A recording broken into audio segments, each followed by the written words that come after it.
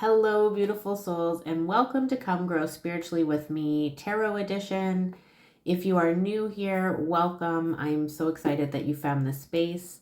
I hope that you decide to continue to come alongside with me and learn tarot and how you can incorporate it into your own daily practices and help you grow alongside with me as we embark on our own individual spiritual journeys and expansions. For those of you that are coming back, I so appreciate your support. I'm lost for words. I cannot express how much I appreciate you and love you. And so thank you deeply from my heart. Today we're going to talk a little bit about the deck itself and how the deck is divided. So we're going to go into like the structure of tarot and the blueprint that makes the deck such a powerful tool for self-reflection and guidance. So a full tarot deck is 78 cards, and they're divided into two main groups. The Major Arcana, which has 22 cards, beginning from card number 1, the Fool, to card 22, which is the World. And then you have the Minor Arcana series, which is broken into 4 suits, generally wands, swords, cups, and pentacles. But depending on a different theme card, sometimes pentacles will show up as coins. Like there's some variations, but essentially there's the 4 suits. And in traditional tarot, it is swords, wands, pentacles, and cups. So we'll talk a little bit more about those suits when we get into the Minor Arcana. Okay, we're going to begin by doing a little bit of a deep dive into the Major Arcana cards. These are referred to as the heart of the tarot deck. They are 22 cards that represent life's big lessons, universal archetypes, and moments of transformation. These cards, when they show up, you are going to feel this energy more prominently, which makes sense because they're talking about spiritual growth, transformation, transformative experiences, or they're calling and asking you to grow through a challenge. So, it makes sense that you're going to feel them a little bit more prominently. Together, these cards, from the Fool starting at 0 to the World at card 21, they're often referred to as the Fool's Journey, a symbolic map of spiritual growth. Now, the Fool's Journey, as I said, starts with card 0, beginning with innocence and unlimited potential and moving through experiences of love, challenges, growth, wisdom, and ending with the World card, which is about completion and integration. So, let's break down these 22 cards together. All right, the start of the Fool's Journey begins with the Fool, which is card 0. And the Fool card is all about new beginnings, innocence, faith, and stepping into the unknown. The Fool starts out with curiosity and openness. And the Fool card, when the Fool card shows up, you are being asked, are you willing to trust the journey, even if you don't know where it leads? So this card is asking you to take a leap of faith and to trust what is about to unfold for you. Okay, the next card is the Magician. And the Magician is all about manifestation, personal power, aligned thoughts, and action. So the Magician essentially hands the Fool the tools for creation. And you'll see that come up when we talk a little bit about the different suits, like wands, cups, swords, and pentacles. And the Magician says, hey, listen here, friend. You already have everything you need. How will you use it to shape your reality? So the Magician is really calling on you to use the tools and skills that you have to create or navigate through what is currently presently happening in your life. So whatever that major transition or change or soul alignment is, the Magician is letting you know that you have the tools, you just have to use them. Next, we have the High Priestess. And the High Priestess is about intuition, mystery, inner wisdom, and the subconscious. The High Priestess shows up, and when it does, it's whispering to you to go within, to connect and learn to hear and listen and trust that inner knowing that we all have. So essentially, connect to your intuition, learn to listen to it, and trust that it's guiding you down the path that you need to take. Okay, next we have the Empress. And the Empress is about nurturing, creativity, abundance, and connection to nature. The Empress is basically showing the Fool at the beginning of the journey the power of love and creativity. When the Empress shows up, you are being asked, how do you allow beauty, compassion, and creativity to flow through you? Leading us to the Emperor. And the Emperor is about structure, authority, stability, and leadership. When the Emperor shows up, you are being asked, how do you build strong boundaries and structure that support your growth? So this is about this is start moving into the planning phase, right? I'm connecting, I'm learning, like I've trusted, I'm believing that I have the tools to do what I need to do.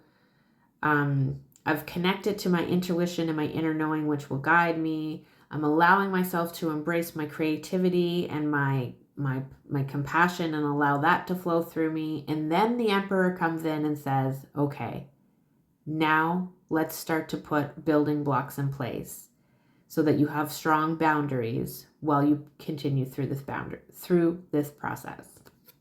Okay, so then we move on to the Hierophant. And the Hierophant's about like traditions, spiritual teaching, guidance, and community. When this card shows up, the Hierophant is asking you, like, what can you learn from tradition, mentors, or community? And when will you choose to follow your own path? So essentially, I feel like the Hierophant is always encouraging me to connect, do some research, learn from others, whether it's through their traditions or the knowledge they have, or connecting with a spiritual community or any community for that matter, and obtaining information from other people that are on a similar journey, and then shifting through that information and deciding what works best for me on my journey. Then we come to the Lover's card, and the Lover's card is about choices, relationships, value, and aligning with your heart. When the Lover's card shows up, we are being asked to acknowledge what path feels true to our hearts. And are our actions aligned with our values? So oftentimes people think the Lover's card is about like romantic relationships, and sometimes it is. Sometimes it's suggesting that you have a partnership coming in. But what it's truly asking you to do is to partnership between your heart and your mind and your actions. So essentially, is the way that you are moving through whatever is happening in your life, is that aligned with your heart? And if not, is there a way that you can work to make sure that you are connecting the two, where they're both equally supported, right? The Lovers is about that unity, that alignment, and it's about encouraging you to make choices that feel aligned with your heart, mind, and soul. The Chariot is what follows, and the Chariot is about willpower, discipline, moving forward with determination. The Chariot is asking you how you will direct your focus to achieve your victory. So perhaps you have a goal that you're working towards, and the Chariot is showing up. It wants you to find that balance of how you are going to navigate your path. How are you going to move forward? So if it's a challenge that you're working on, or working through, how are you going to move through this challenge with balance and determination so that you can be victorious and achieve and come out the other side with the intention that you want. Strength is what follows, and strength is about courage, inner power, compassion, and taming your fears. So when strength shows up, it's asking you to look at how you're facing your challenges. Are you facing it with love or with force? Is there another way that you can be more gentle in moving through the process? And maybe that's gentle with the person, place, or the situation you're dealing with, like the circumstances. But also it means, how can you be more gentle with yourself as you're moving through the challenge?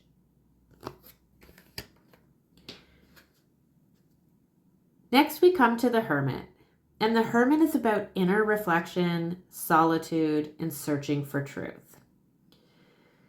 When the Hermit arrives, it's asking what wisdom is waiting for you in silence and solitude.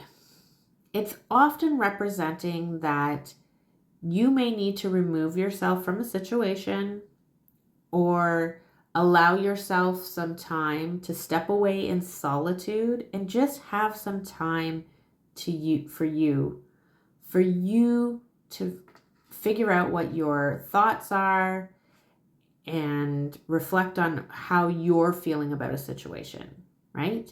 We don't do this often enough, or at least I don't, right?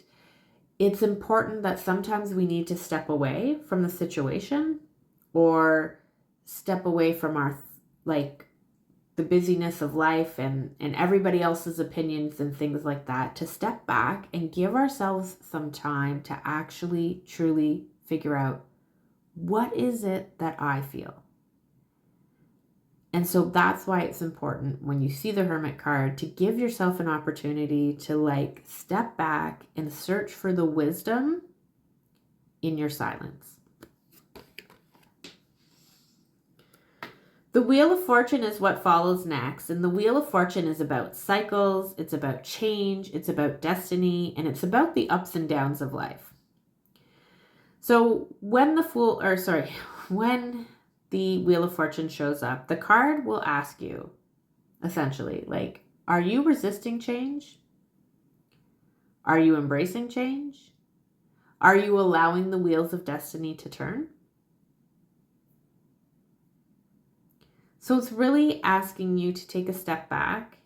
It's also pointing to you. So if you're going through something challenging very challenging, it's pointing for you that change is happening, like a cycle is turning. The Wheel of Fortune is normally seen as a good omen, right? But like any cycles can change. You can be in a really good cycle of things going around, and the Wheel of Fortune can show up indicating that you have a cycle of challenges coming up. So it's really in how you interpret it and what is currently going on in your life. But when the Wheel of Fortune shows up, you're being asked to stop, right? You've already, the Hermit was stop. Give yourself a chance to figure out what is happening for you, what your thoughts are. And then the Wheel of Fortune is the next step of the journey, and it's asking you, are you resisting change? Are you embracing change? Where are you on this wheel? Are you allowing it to turn? Are you preventing it from turning? So it's asking for some deeper reflection. All right, so then we arrive to the Justice card, and the Justice card is about truth, fairness, accountability, and balance. So this is all about teaching accountability. The Justice card is saying and asking you to reflect on, are you taking responsibility for your choices? This is a hard one, especially in our society nowadays. I find accountability is really lacking, but sometimes when we are going to take accountability for choices we make, there's going to be a negative consequence. And we have to be willing to accept that.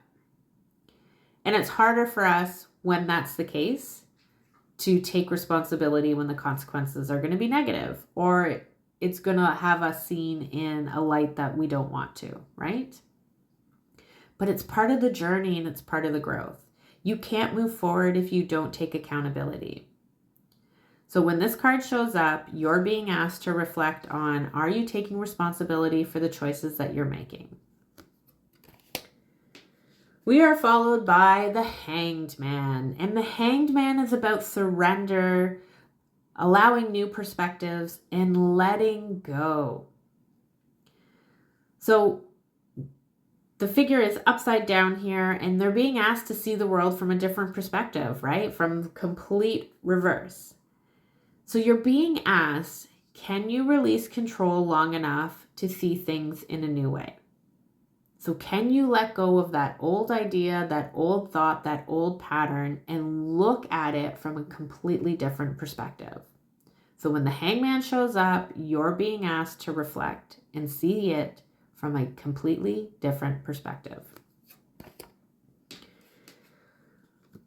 Followed by the Death card.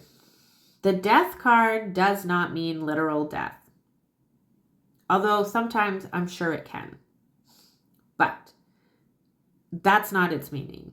The Death card is about transformation, endings, rebirth, and transition. So I got to tell you, in the beginning, I was terrified of this card. But I've had a lot of growth recently. And I got to tell you, when I see the Death card, I have a little bit of a sigh of relief, because I feel like it's signaling endings and it's signaling transition. Like I'm at the start of this rebirth, this new series, this new chapter, and that I've shed or released whatever it was prior to. So the Death card is asking you, what must you release so you can be reborn? So it's about reflecting and asking yourself and going within and being like, okay, what is it that I'm being asked to let go of here? Or what is it that I have just recently finished shedding to show that I am stepping into my next chapter?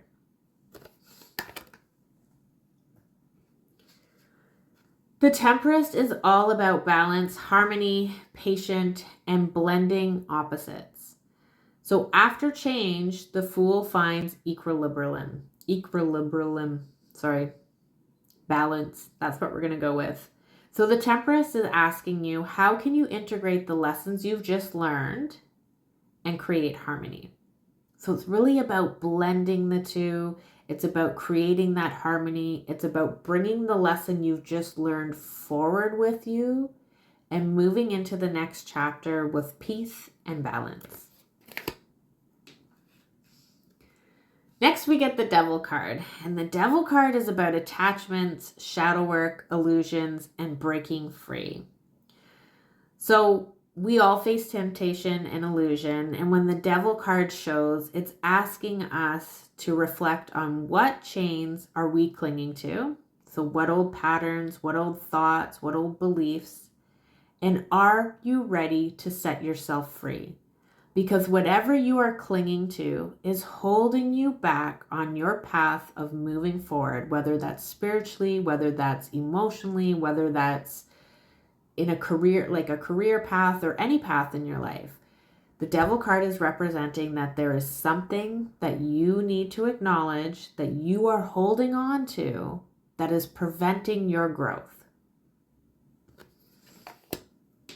The Tower card is next. And the Tower card is about sudden change, upheaval, breaking down false structures. So it's essentially letting you know that there's some major change on the horizon and it's likely going to feel uncomfortable. So the Tower card is asking you, what illusions must be destroyed so truth can emerge? So again, what is it that is dissolving in your life in order for you to embrace the truth and move forward? So I got to tell you, I've had a lot of tower moments in the last few years. The biggest tower moment I had was when we had to lose my house because of the brain injury and my inability to work. and the lack of supports that we have for those of us that can't in that moment. So it was a huge tower moment in my life. I mean, like, we lost everything. But I needed to lose everything so that I could rebuild, right? I wasn't living an authentic, true lifestyle. I was not embracing my spirituality. I was in a living situation that was really toxic to my well-being. And I was living under the illusion that everything was wonderful and great and fine, right? And then this tower moment happened. And in that moment, I was like, this is the most awful thing in the entire world. But I now look back, I'm about a year and a half or so out of losing my house, and I'm like, oh, I get why that happened, right? And I'm actually grateful that it happened, because I'm no longer in that toxic relationship anymore. I'm no longer pretending and pushing through, like living in survival mode and pushing through and trying to make myself fit in a world that isn't authentic and true for me. And today I don't do that. And I have so much more peace and calm and stability and mental well-being. So for me, a tower is always a little like fearful when I receive it, because I know that in that moment moving through the tower, it's difficult. But I also know that what comes from the other side of being in that tower is so freeing and like destined, like needed to happen in order for me to come out the other side to where I am, which is always so much better. Okay, sorry, I got distracted there. Next is the Star card, and the Star card is about hope, inspiration, healing, and spiritual guidance, which makes sense because after you've had a tower moment and you've had upheaval and sudden change, it leaves room for healing, hope, and inspiration. So when the Star card shows up, it's asking you, can you believe in renewal and follow your inner light? So it's encouraging you to trust, to have hope, to seek that healing and that inner spiritual guidance. Followed by the Moon. And the Moon is about illusion, intuition, the subconscious, and hidden truth. So when the Moon shows up, you are being asked, can you trust your intuition when the path feels uncertain? So essentially, it's calling you to have faith. It's calling you to trust in the unseen and to believe that there's something else happening underneath the surface that you may not be able to see right now. But if you can trust and follow your intuition, you will follow your path to fulfillment. Which leads to the Sun, right? Which is about joy and clarity, vitality and success. The Sun is asking you, will you allow yourself to celebrate, to shine, and to embrace your joy as your truth?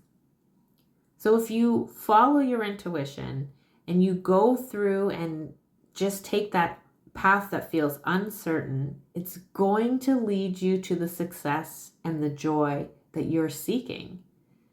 So when the Sun comes up, you're being asked, are you allowing yourself to celebrate and to shine and to embrace your joy as your truth? Because you're supposed to. We're all supposed to. We're all supposed to be living in the sun. Not all the time, because that's not how life works. All right, coming up to the last two cards, we have Judgment. And Judgment is about awakening, self-reflection, higher calling, and renewal. So the Judgment asks, are you ready to rise above the past and step into your higher purpose? So it's asking you, are you able to put everything that you learned along this journey into practice and step into this higher purpose that's waiting for you? Last but not least, we arrive at the World card. And the World card is about completion, integration, wholeness, and fulfillment. This is when you have completed your fool's journey. And the world is asking you to have a moment and reflect on what have you learned? How might you share that with others? And are you ready to begin the cycle again? Because this is a journey and you're being asked to step into the Fool again and be reborn. But know that you can sit in the world position for a little while, right?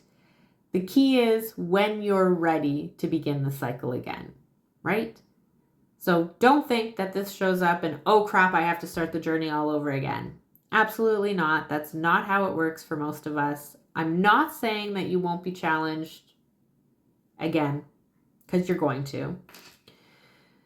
But you definitely get time to bask in the world. You definitely get time to bask in this completion, this time of reflection where you can look back as I can and be like, wow, that was really hard. The brain injury, the losing of the house and all those things. But I can look back and go, wow, I learned so much. I learned about me. I learned to put myself first. I learned to say that I deserve to not be in a toxic relationship, regardless of the title these people have in my life. And it allowed me to step in and be me and say, listen, these are my boundaries. And this is what I need in order to maintain a relationship so that I can remain true to me, so that I don't have to pretend that I'm somebody else, or I don't have to accept less than I deserve, or I don't have to justify the way that you treat me and it makes me feel bad. I don't have to do those things anymore. When the people weren't able to respect my boundaries, I found the strength and the courage to walk away and say, hey, that's okay. Nothing on you. I'm not angry. I'm not mad. I don't wish bad things on you, but I choose me. I choose me because I am the most important relationship I will ever have on this planet. And so I'm going to choose what feels right and good and healthy for me, and not what society tells me I'm supposed to accept, or not what other people are willing to give me if it doesn't feel right and good for me. It's so freeing, so freeing. That's why I'm so passionate about sharing my journey with you all, because I want you to have it. I want you to have it. And again, my life is far from perfect, far from perfect. I literally wait every month for the universe to figure out how my rent is going to be paid.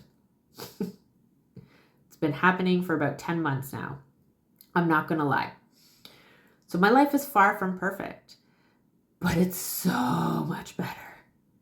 I have a peace today. I have a trust. I have a faith. I have a connection outside of me. I know that I am the most important relationship I will ever have. And I don't tolerate disrespect anymore.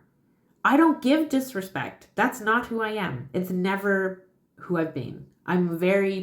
Used to be a people-pleasing person, but I'm very kind, loving, nurturing person. So I don't give disrespect to people. But I accepted it for a long time. For years I accepted it. And I don't anymore. And life is so much freer. And there's so much more peace, and it's so much more calm. And I don't have the anxiety I used to have anymore. Again, that's why I share all this with you all, because I want you to find it for yourselves. But I'm starting to ramble and I apologize. So again, the Major Arcana cards are talking about soul journey, major life lessons, transformation, and you're going to feel them more prominently in your life. They tell a story, the story of the Fool's journey, beginning with the Fool, which is about being innocent and open. Continues on to the Magician and the High Priestess, which is about balance, action, and intuition. Then you're led into the Emperor and the Empress, which is talking about love and structure. And then the middle cards like Death and the Devil and the Tower, which is about testing and transformation and moving through challenges and shedding what no longer serves you. And then finally, you get to near the end where we have the Star and the Sun to the World, which is about healing, joy, awakening, and completion. And then once you reach that completion, when you are ready and your soul is ready to do some more growth, you'll begin the cycle again. And each time you begin the cycle, you walk through it better because you have this deeper knowledge and wisdom of how the journey unfolds because you've done it before, right? You're not struggling with no map anymore. There'll be moments where you feel like, right? Because, that's how we learn and grow. So, I want you to remember that the Fool's journey is your journey. And every time you work with Major Arcana, you're not just pulling cards, you're walking a path of growth, release, and rebirth. All right. So that's it for the breakdown of the Major Arcana, and that's where I'm going to leave this for today. I'm not going to pull a card today either. Thank you so much for watching, and I hope you have a very blessed day.